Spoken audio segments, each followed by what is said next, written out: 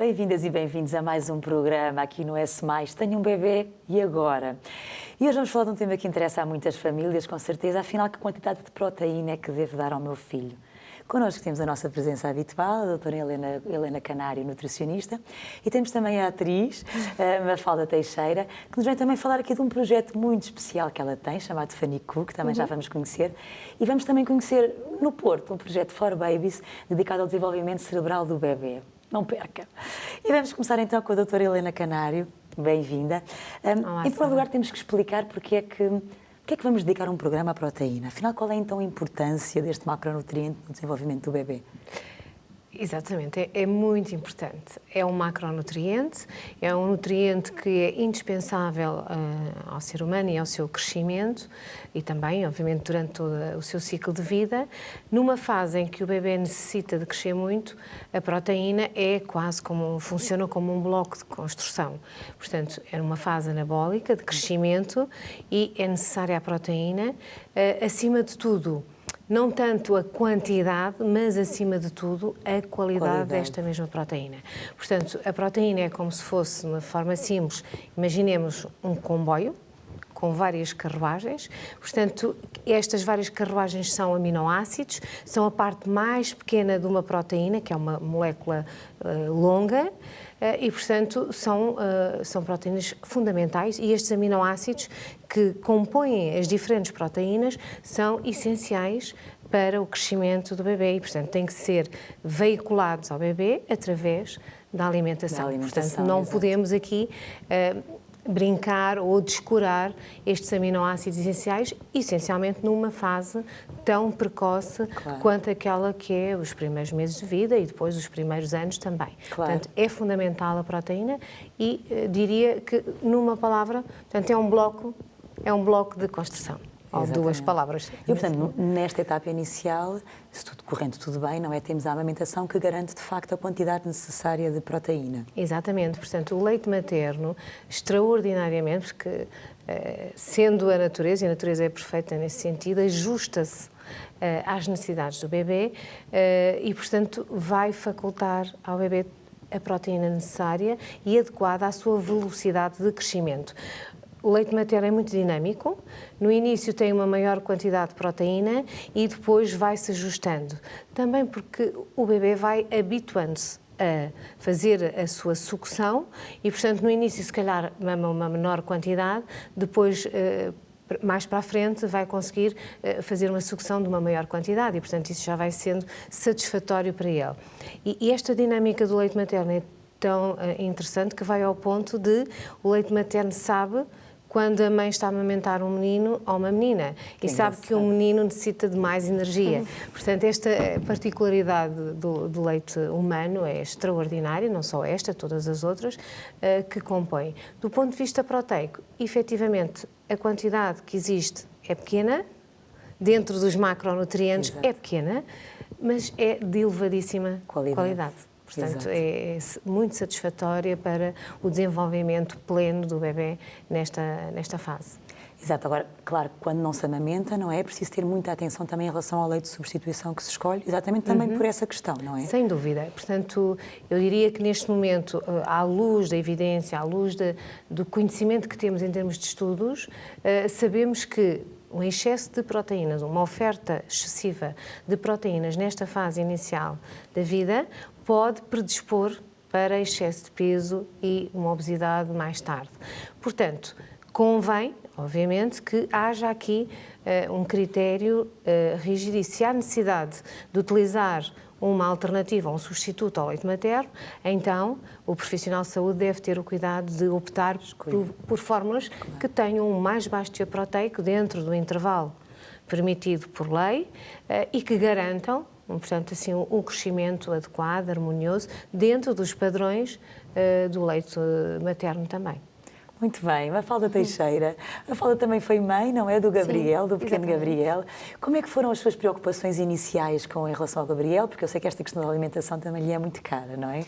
E sem dúvida que a alimentação foi uma preocupação. Eu acho que até estava mais preocupada com a parte da alimentação do que propriamente com o parto. Porque eu quis sempre amamentar e rezava para que tudo corresse bem nesse sentido. E correu, de facto, eu amamentei o Gabriel até aos 9 meses. E ele foi sempre um bebê que mamou muito bem. Ele, desde o início, passado 20 minutos dele estar cá fora, disse ele tem logo que agarrar a maminha, fazer uma boa pega. Portanto, essa era a minha maior preocupação. E acho que, de facto, é a primeira vez que ele é alimentado, não é? Depois de estar cá fora.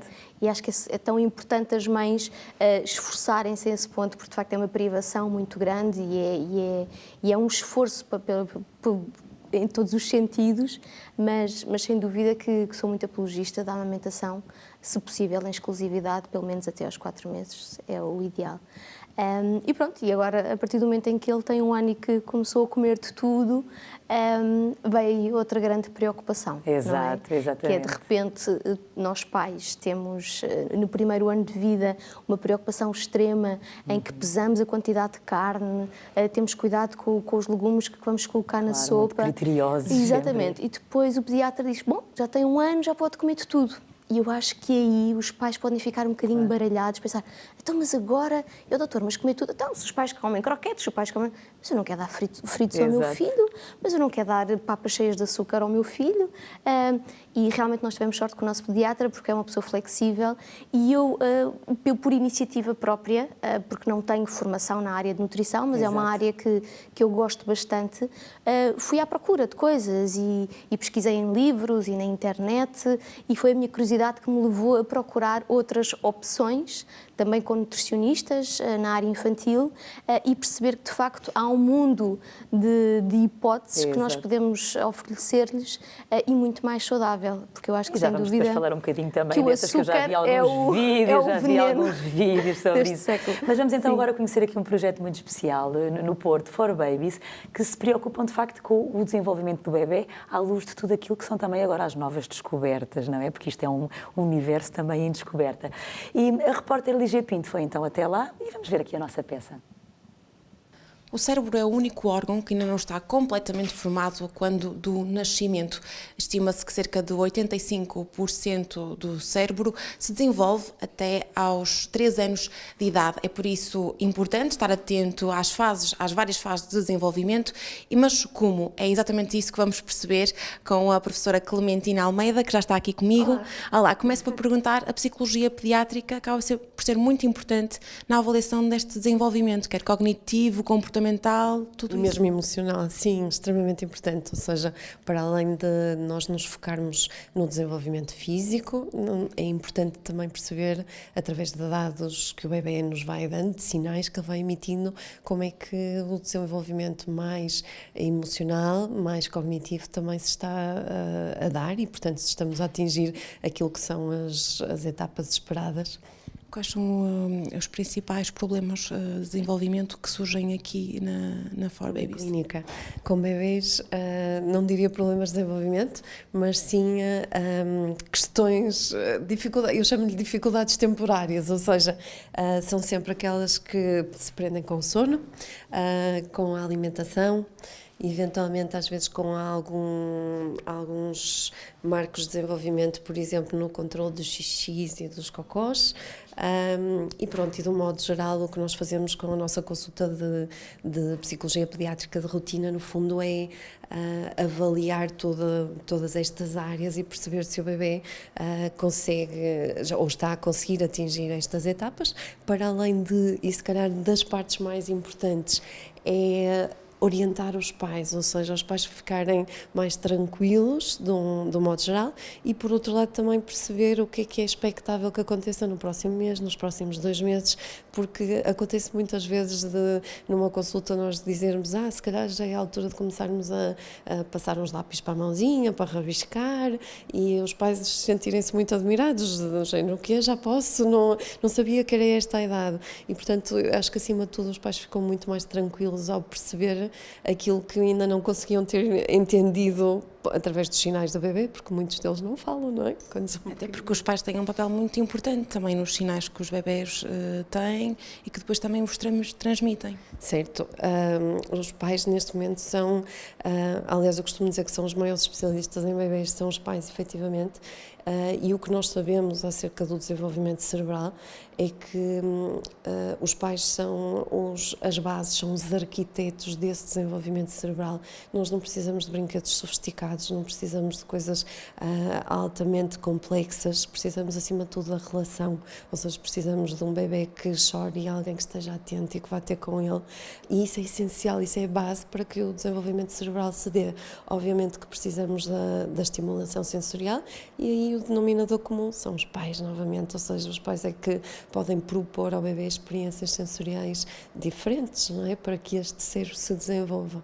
O cérebro edifica-se como se fosse uma pirâmide, capacidades complexas vão assentar e vão desenvolver-se só depois das capacidades mais básicas se terem desenvolvido, ou seja, as redes neuronais que se vão desenvolver primeiro são aquelas que estão associadas a toda a estimulação sensorial, ou seja, a todos os nossos sentidos, a tudo aquilo que é o cheiro, o toque, a massagem, a parte visual, tudo isso vai servir de base para depois habilidades futuras mais complexas, quer a nível cognitivo, de memória, de funções executivas, quer a nível afetivo, ou seja, capacidade de gerir stress, de lidar com conflitos, tudo isso vai assentar nesta base essencial que é primordial, em particular no primeiro ano de vida. Há pouco falei dos 3 anos, que é até aos 3 anos que o cérebro se desenvolve. Qual é a idade limite?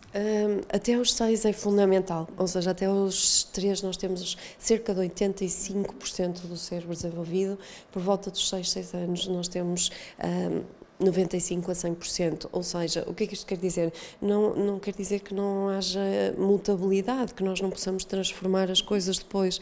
Agora, a plasticidade cerebral diminui brutalmente e, portanto, aquilo que nós faríamos nos primeiros anos com muita facilidade, que era aumentar as conexões, aumentar a rapidez dessas conexões e possibilitar o sucesso daquela criança, já o vamos fazer com muito mais dificuldade à medida que os anos vão passando. Doutora Helena Canário, voltamos agora então ao nosso tema, a proteína, porque a criança, entretanto, o bebê cresce, não é? E depois também vão mudando as suas necessidades proteicas, nomeadamente depois na fase da diversificação alimentar. Sem dúvida. Não é? Nós vimos que o leite materno se ajusta a essa velocidade e que decrescem ao longo dos primeiros meses e ao longo do primeiro ano, podemos dizer assim. Portanto, é natural que numa fase de diversificação alimentar, quando nós vamos introduzir outros alimentos, termos aqui particular cuidado com a quantidade de proteína que oferecemos ao bebê. Portanto, inicialmente aqui podemos introduzir alguns alimentos como a carne, o peixe, que são de facto fontes de proteína excelentes, de alto valor biológico, ou eventualmente também podemos optar ou introduzir fontes de proteína vegetal e, portanto, temos aqui também alguma complementaridade em diversidade dos tais aminoácidos essenciais. Mas, acima de tudo, nesta fase, 10 a 20 gramas é a quantidade de oferta em termos de carne ou de peixe, portanto, no dia alimentar, porque depois o bebê ainda faz refeições com leite. Exato. E, portanto, temos que contar com toda essa proteína. E uma coisa que parece muito fácil, quando contabilizamos tudo, mesmo com todos os cuidados, às vezes é difícil de perceber, mas é difícil, de facto, de ter a quantidade realmente ajustada. Portanto, a tendência é sempre para ultrapassar um pouquinho o limite. Mais, portanto, mas lá está, porque está enraizado, como a carne, como o peixe, não é? Podes não comer as batatinhas ou o arroz, porque a proteína na nossa mente significa força, significa saúde, nós sabemos que é fundamental, depois ali a quantidade, não é? Que muitas vezes nós achamos que a quantidade é o que vai fazer a diferença, quando na verdade é de facto... É mais a qualidade. A qualidade É muito importante. Exatamente. Quantidade certa e uma excelente qualidade. Depois, outra dúvida que os pais também têm muitas vezes é em relação à introdução do leite de vaca. Não é? Como é que funciona no fundo? É possível, sim, quando, como? Os pais normalmente é uma das perguntas. Sim, não há regras obrigatórias, não é? Portanto, nem há nenhuma idade que tem que ser ali, não. Portanto, o primeiro ano temos uma fase de láctea de exclusividade, portanto, os primeiros 6 à partida, 4, 5, 6 meses. Depois temos uma fase em que introduzimos, então, os diferentes alimentos, com calma, portanto, dando espaço e tempo à criança de aceitar. E aqui entra, de facto, ou o leite materno se mantém, portanto, no caso da Mafalda, portanto, amamentou o seu bebê até aos 9 meses, portanto, pode manter-se, ou até mais tarde, se a mãe tiver disponibilidade para isso, ou entra um complemento, que é uma forma infantil de transição, portanto, que vai complementar ali a alimentação do bebê diariamente.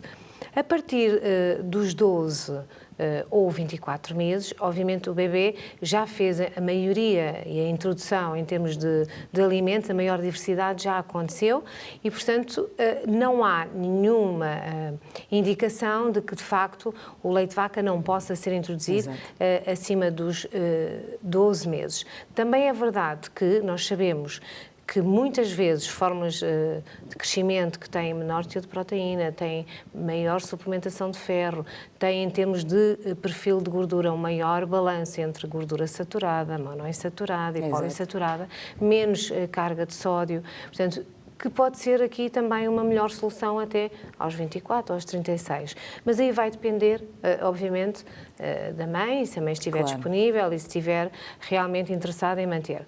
O leite de vaca é uma fonte de alto valor biológico no que diz respeito à proteína e, portanto, pode continuar a ser introduzido e a ser ingerido pela criança. É fundamental. Para algumas crianças pode não ser, mas é assim, é muito importante que haja uma fonte de proteína, que haja lácteos, os iogurtes ou o queijo. Portanto, é uma fonte muito importante também no desenvolvimento e na continuidade. E depois vamos ver em termos de crescimento. Criança a criança, criança não é? a criança, Também, claro. como é que acontece e como é que tolera cada alimento. Exatamente. Diversidade alimentar, Mafalda, esta é uma questão que lhe diz muito, não é? Vamos então conhecer esse projeto, o Fanicuco. Como é que surgiu? Surgiu realmente com esta vontade de querer passar uma mensagem e que essa mensagem realmente fosse um alerta às famílias portuguesas de tentar mudar um bocadinho os hábitos alimentares que têm em casa e também nas próprias escolas. E tudo isto partiu, de facto, desta preocupação de uma conversa que eu tive com o Mário Silva, que é o diretor da APCOI, da Associação Portuguesa contra a Obesidade Infantil, de luta contra a obesidade infantil, e que, em uma conversa informal, ele pôs-me a par que nós tínhamos números realmente elevados de obesidade em Portugal e que eu não tinha conhecimento. E o que me deixou um bocadinho mais preocupada também, e pensei, eu gostava de fazer qualquer coisa, eu gosto muito de brincar com as crianças, e o Fanicuco surge, como o próprio nome diz, de cozinhar de uma forma divertida. Portanto, de facto, com uma certa pedagogia, mas muito subtil, em que são as próprias crianças que põem a mão na massa, que cozinham coisas simples, mais à base de snacks. Apostei um bocadinho mais nisso, porque eu acho que é onde há uma maior tendência das pessoas pecarem. Exato. Porque, regra geral, o pequeno almoço, almoço e jantar é um bocadinho mais regrado, mas depois ali o lanche, a meio da manhã, um bolinho, pronto, uma bolachinha. Abre-se o frigorífico, ou o armário, não é? E lá vai tudo claro. Exatamente, e de repente pode-se apostar, de facto, em hidratos bons. Eu faço muitas coisas à base de frutos secos, transformo os frutos secos em farinhas e depois com essa farinha, juntamente com a fruta e com o doce da fruta, fazer uns muffins, fazer umas bolachas, fazer umas barritas, enfim, há uma infinidade de receitas que podemos fazer e depois tem sempre a parte funny. Já eles adoram pôr a mão na massa e sentirem a responsabilidade de que eles próprios estão a cozinhar e eu queria mesmo ir ao cerne da questão, não ser por obrigação que os pais dizem, tens de comer assim, eles fazem e depois não vão fazer a desfeita de não comer aquilo que eles fazem, não é? E transformarem depois essa bolacha em qualquer coisa divertido, num palhaço, num coelho da Páscoa, num Pai Natal. Pronto, haver sempre esse complemento que eles constroem, mas depois vão destruir comendo. Exato. Pronto, este é o conceito-chave do projeto. E, portanto, são pequenos vídeos que estão na internet? São pequenos vídeos que para já estão na plataforma digital. Cada vez mais eu gosto muito de estar no terreno, estar diretamente com as crianças em ações de show cooking interativos com as crianças ou com pais ou com os pais respectivos. nos próprios colégios e também em eventos. Portanto, agora, com o bom tempo, há uma série de eventos. Este fim de semana vou estar no Estoril. Enfim, há uma série de eventos infantis onde o Funny Cook está presente e fazemos sempre um grande piquenique, entre aspas, em que os pais e os filhos estão envolvidos a fazer o próprio lanche saudável. E como é que o Gabriel reage a esses vídeos? Eu imagino que ele também seja das crianças que mais mete as mãos na massa, não é? Exatamente, e adora e gosta sempre, está sempre a dizer: mamãe, vais trabalhar para o Funny Cook, eu também quero ir, porque se vais com os outros meninos, eu também sou menino, Claro, também posso ir. claro. Portanto, ele é muito participativo e também gosta muito. O Gabriel é um ótimo bom garfo, desde sempre gosta muito de comer. E então, ao meio da receita, já está a comer tudo. Eu, não, Gabriel, temos que terminar. Mas depois é muito interessante explicar às crianças o que é a linhaça, o que é a farinha de coco, enfim, coisas que, por exemplo, o óleo de cânhamo, assim, uma série Para eles de... conhecerem outras, para eles não é? conhecerem Exatamente. outras coisas, exatamente. Há sempre uma breve explicação do que é e o que é que faz bem, qual é que é a vitamina predominante e porque eles precisam de força para correr e para saltar e para jogar futebol. Portanto, há sempre assim uma associação das atividades que eles gostam de realizar e que precisam de coisas boas para ficar com músculos e fortes e não terem doenças. Ainda agora o Funny Cook tem uma parceria que foi a estreia ontem com a Associação Acreditar. Então estamos com um projeto muito interessante que vamos às escolas com um pequeno vídeo demonstrativo animado do que é o cancro e como a alimentação saudável é importante de forma preventiva e também enquanto meninos que têm Exato. cancro poderem comer bem, que é para um monstro, que é um dragão, que é simbolizado por um dragão, não crescer dentro deles. Exatamente. Muito bem, já voltamos a falar mais um bocadinho sobre isso. Agora voltamos ao 4Babies, no Porto, porque conhecemos mais um bocadinho deste verdadeiro spa para bebês. Vamos ver. Para quem procura estas consultas, estas aulas, qual é a informação inicial que vocês passam aos pais?